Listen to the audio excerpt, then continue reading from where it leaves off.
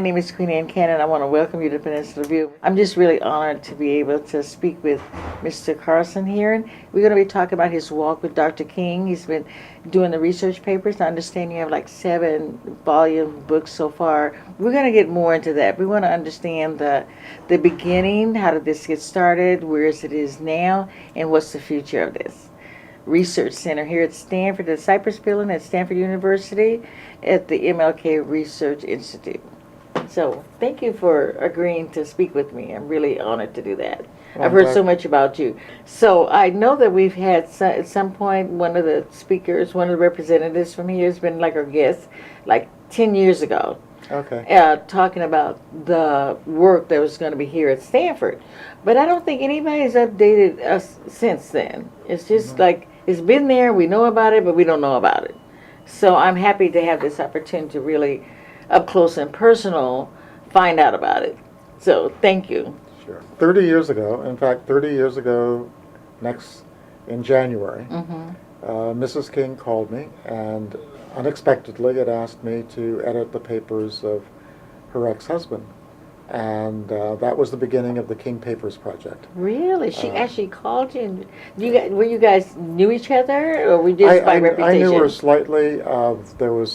We had a mutual friend, John Hope Franklin, the great historian, who was one of her advisors, and he suggested that she called me. Oh, right. And, beautiful. So I got the call, and we talked it over. She came out to California, and we actually met in San Francisco and talked for a while, and she invited me down to Atlanta, and I went down to the King Center, and we had many conversations over a few months, and I talked with my colleagues here at Stanford. Were you a professor here already? Yes, I was a professor here already, about the idea of having the King Papers Project on campus. They were very supportive of that idea. So in May of 1985, which has been 30 years now, the King Papers Project started. 1985. And we had an office here at Stanford and an office at the King Center. Wow.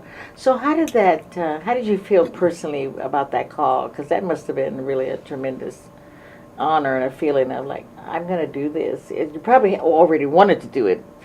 Actually, I had written a book about SNCC, the Student Nonviolent Coordinating Committee. My interest had always been on the grassroots of the movement. And there had been other people who had written biographies of King, but I wanted to write about the SNCC workers who worked in Mississippi, the voting rights effort, and people like Stokely Carmichael and Julian Bond, and those are the people I focused on. Okay. And I figured other people would take care of Martin Luther King. So I was a little bit surprised, actually, when she called. Really? But I think what she knew about me is that I had been a part of the movement. I was at the March on Washington when you were there. I was there, and I had been very active with a group connected with SNCC in Los Angeles, and so she knew about that background, and I think that that's what she wanted as the editor. That kind of experience. As you guys talked, then you were formulating the project, and how would it shape itself, and. Well, the idea was to publish the complete works of Martin Luther King. Most people are aware of a few speeches, maybe the I Have a Dream speech or the Mountaintop speech. But what we were concerned about was what to do with all of these papers, hundreds of thousands of items in what we call the King Papers. And some of them are at Boston University, some of them were at the King Center, and how to bring all of these together and make them available to people throughout the world. And what span did you cover? I mean, what is actually, even before Martin Luther King was born, we went back into his genealogy, to his you went to his genealogy also? His grandparents, and the fact that he was the not only the son of a minister, but the grandson of a minister and a great grandson of a Baptist minister. So we were able to trace his family back into the pre-Civil War period. Well, And that's that quite an became part of Volume 1 of the King Papers. As you've been doing this since 1985, what's evolved with you in terms of that? Well, I know you start off with this project. It was a great project. It was fascinating. You're already involved in that kind of adventure anyway. So I know something changed about you in doing this project. So well, it certainly increased my understanding of Martin Luther King. Quite frankly, when I was a young student activist, I felt that he was too cautious. And, oh, really? And there was that part. Yeah. there was that part of Mhm. and I didn't quite understand that he was, in his own way, a radical. He was a person who wanted to bring about radical changes in society, and it wasn't just civil rights; it was human rights issues, economic issues. He was where he spent his last days was in Memphis with a garbage worker strike. And given that he was a and the Poor Baptist People's minister, Campaign. yeah, really the average everyday worker. Right. And I don't know. I was around in that time also, but I thought it was pretty radical to me because it wasn't as scary as I should put it as some of the other leaders that we're having at the time. But given him being a Baptist minister, in the ministry he was pretty radical. Yes, Yeah, so definitely. He was a didn't live person there. who really felt strongly about what he called the social gospel. Mhm. That the gospel was not simply about salvation after your life, but it was about doing justice to the least of these, and Using the life you have now to the right, best of its ability. to do yeah. justice to other people, Right. and I think that was a central part of his life. I think in some ways Rosa Parks um, put him on a detour for 10 years as a civil rights leader. That what he really was a social gospel minister, the kind of minister that we see too few of them today, who are really concerned about the poor, really concerned about social justice issues, and see that as part of their central mission. Now, do you think socially we've made a lot of progress? Would he be happy now if he was here? I think in some ways he would be very pleased with what's been accomplished. In other ways, he'd be very disappointed. Very disappointed. What about education-wise with our youth? I think that what he was concerned about was how do you overcome the past? And what we got during the 1960s is we got civil rights reform. But that really simply said that racial oppression as it's been practiced in the past, we've got to stop that. Right. But it didn't say anything at all about what are we going to do about the consequences of all the past oppression. And that's the real question. That's a much more difficult question. If you suddenly say, now we can admit more black students to Stanford, well, that's wonderful. How are you going to get students qualified to come to Stanford Exactly. when their parents have had educational disabilities through over the last 100 years and further back into the past? To me, the basic issue which he was dealing with at the end of his life was how do we compensate for the past? So, do you think that anybody has come along with the answers to those since Dr. King was assassinated? Oh yeah, I mean, I think a lot of people influenced by Martin Luther King have Really? put forward those ideas, and unfortunately, they don't get listened to as much. A lot of people say they admire Martin Luther King, and I go to King holiday celebrations, but what I see is a lot of complacency about Yes. dealing with the issues that he was dealing with at the end of his life. I think sometimes he would want to come to one of these events and kind of shake people up a little bit and just say, what about the poor people you walked over to get into this nice banquet?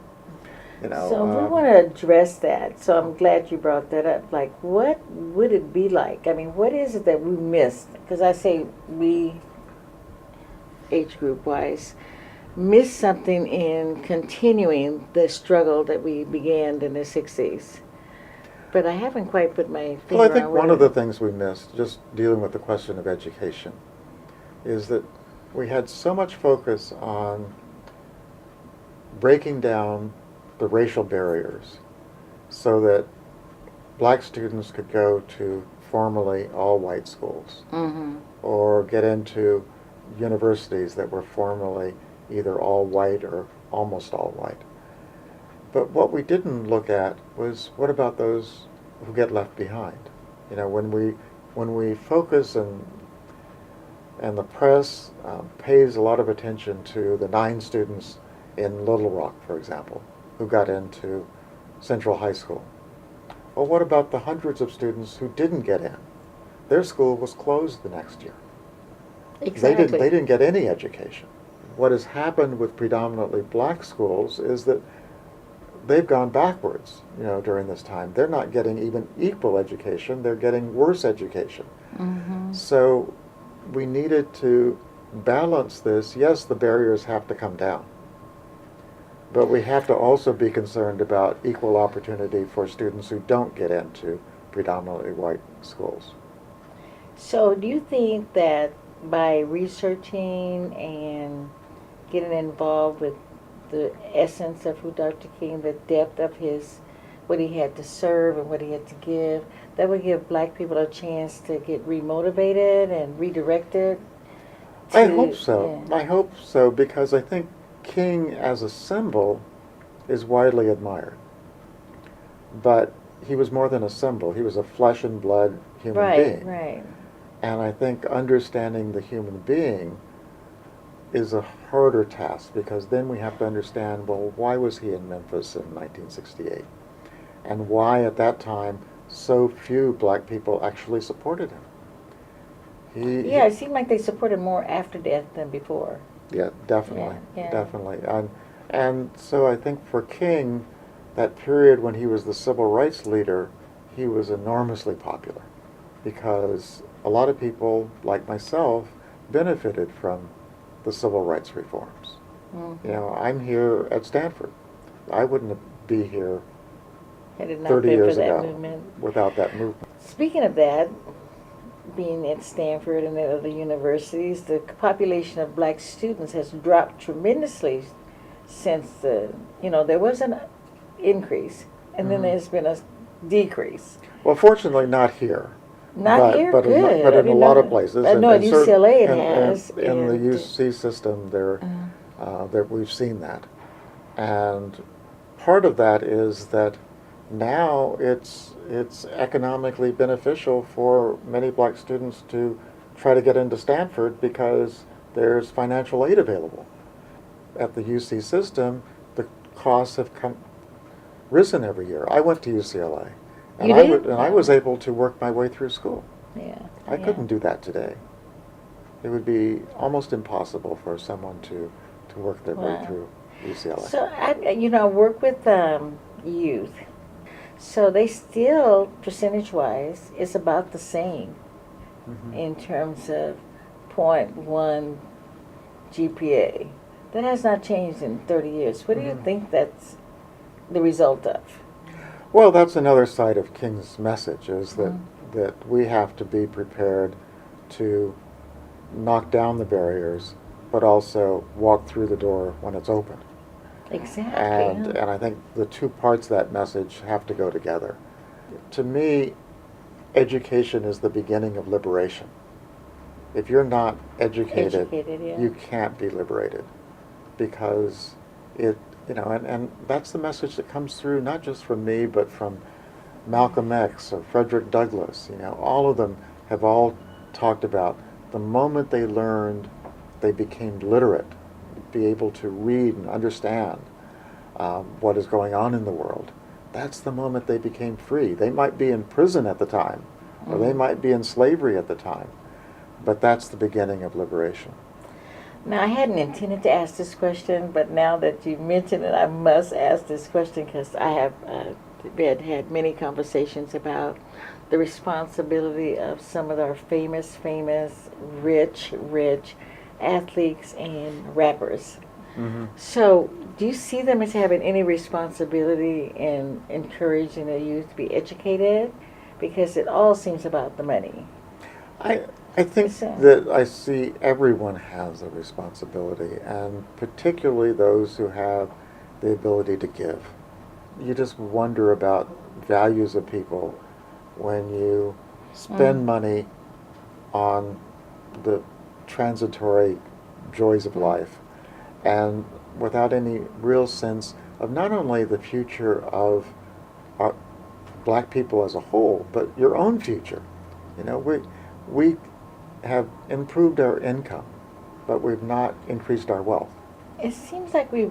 It just goes through our hands. It goes through our hands, and it goes mainly. You know, if you look very closely at people in the entertainment industry or many rich athletes, they actually make a lot of white people very wealthy, who are the financial advisors and the lawyers and all the people who are around the publicists and all of that. But they haven't made either the athlete very wealthy or black people as a whole very wealthy as a community. We have this, you know, severe wealth gap. And you can see that in terms of being able to support things like the King Institute here at Stanford. How do you see it there? Well, Martin Luther King was a Baptist minister. Okay, we probably received more donations from Jewish organizations than from Baptist organizations, Baptist churches. Ah, yeah. I mean, if every Baptist church donated $1,000 to the Martin Luther King Institute, that would be enough to endow this institute for the rest of time. Really? Yeah. Is anybody advocating that? They should be. I can ask, but you know that's something about That seems social like to be social another responsibility. project, you know, just for the Baptist ministers. I'm not an expert at You say fundraising. put up or shut up, right? I wish I were an expert at raising money, and we would not be in a temporary building here. We would be in one of these large buildings across the street. Oh, really? And you've been in this temporary building since 1985? Since 1989, yes. 89? Okay. We moved to this temporary building from an even smaller place.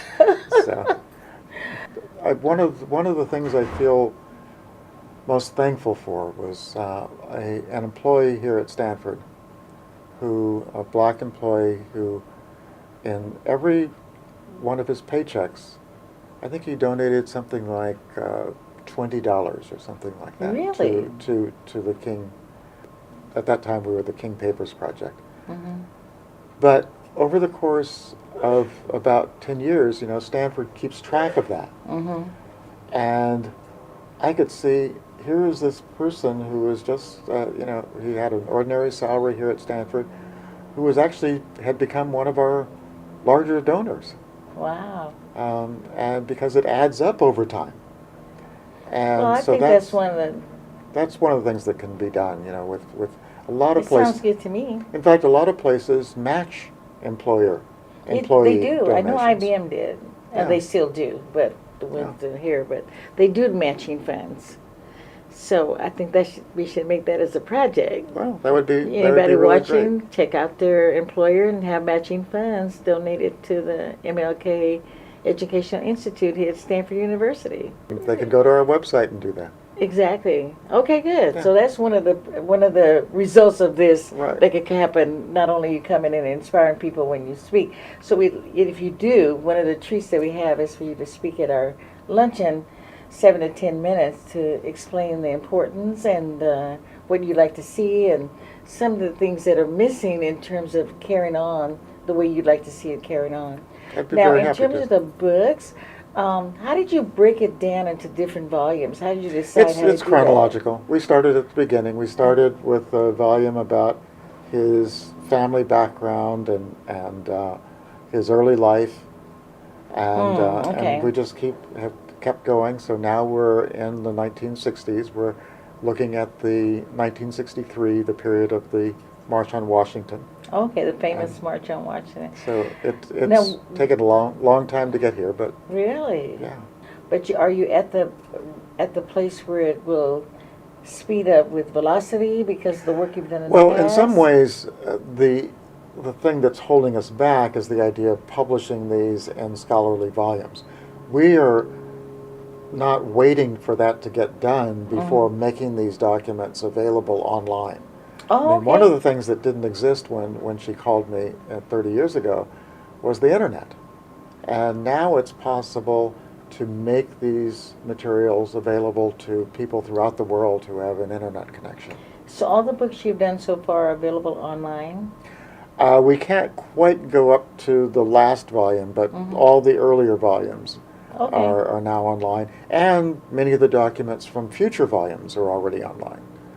So, How many future volumes do you have in mind? probably another 6 or 7. Really? Yeah, I mean, as we move toward the end of his life, the volume of documents keeps increasing. And we're only publishing maybe 1 to 2% of all the Really? documents we have. Oh, yes. At some point in his life, in Martin's life, you see he's giving hundreds of speeches every year. He's writing letters to people throughout the world, and they're writing letters to him. He's giving us sermons, at least one a week, throughout his life. So there's a lot of material. There's a lot of work. Yeah. And your job is to edit all this, to correlate it, or how do you put all this Our job is information? to bring it all together. We don't have originals here. We use copies here. The originals stay where they are. But what we do is we decide which are the most important and make sure that we publish those. And then we also do a lot of research. It's very difficult to understand a document if you don't see it in relationship to other documents. Most of our time is spent doing research. Just making sure the document's authentic, right? Make sure it's authentic, but make sure it's also understandable. That is, you can't simply have Martin Luther King's letter to someone without explaining why is he writing to this person. Maybe this person had written letters to him. So you have to find those letters. Wow. And sometimes you have to explain who this person is by doing biographical research on that their, person. on that person. Why is this person getting Martin Luther King's attention? I think one of the things that I advise people to do is come and visit us. You're open to the public. We're open to the public during working hours every week. And we have an open house. This year it'll be on January 16th, 3 to 5 in the afternoon. Oh, that's a couple of days before our luncheon, so perfect. So I think that one of the things they could do is just come over. We have a wonderful exhibit. I hope you've seen it out in our hall. Documents that people can't see anyplace else in the world, they can see here. Yeah, you probably noticed that we have a letter from Malcolm X to Martin Luther King. Yeah. We have so many things here. And is it true they never met personally? They met briefly. They did? Yeah. Okay. And they would have met. There were a number of people trying to bring them together, including Clarence Jones, who's a colleague of mine here at the Institute. He was Martin Luther King's lawyer and advisor, and he was trying to set up a meeting along with others who knew them both, and said, these two people need to get together. They need to meet, especially after his trip to Mecca when he came. Yeah. And they would have if Malcolm X had not been assassinated. Yeah.